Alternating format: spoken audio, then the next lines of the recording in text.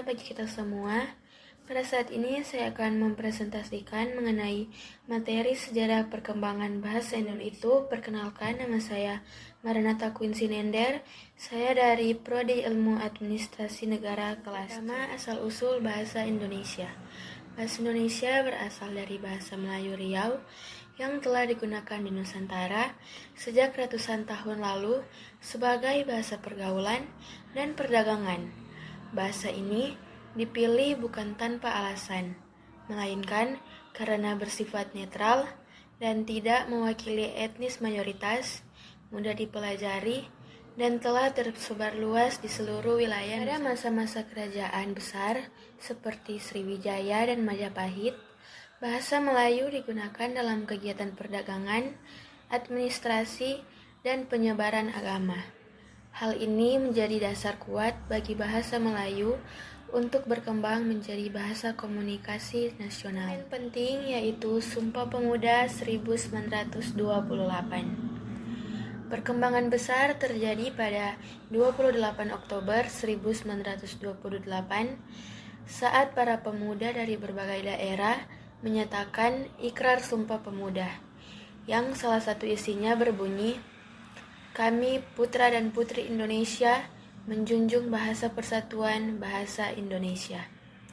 Sejak saat itu, bahasa Indonesia ditetapkan sebagai bahasa persatuan.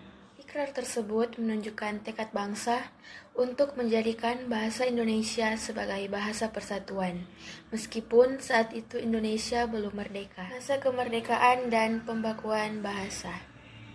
Setelah Indonesia merdeka, bahasa Indonesia secara resmi tercantum dalam Undang-Undang Dasar 1945 pada pasal 36 sebagai bahasa negara.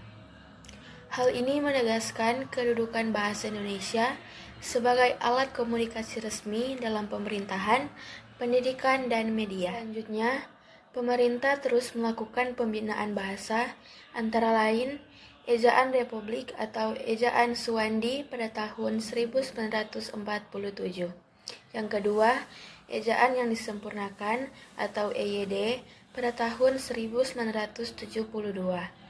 Yang ketiga, PUEBI, Pedoman Umum Ejaan Bahasa Indonesia yang kita gunakan sekarang. Perkembangan di era modern. Kini, bahasa Indonesia terus berkembang melalui media massa, teknologi digital, dan interaksi global. Banyak istilah baru muncul, baik dari serapan bahasa asing maupun hasil pembentukan kata di dalam negeri.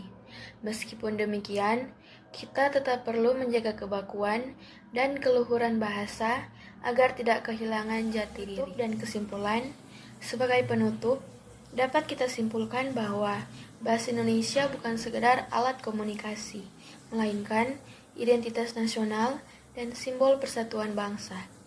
Oleh karena itu, sebagai generasi muda, kita memiliki tanggung jawab untuk menggunakannya dengan baik, benar, dan santun.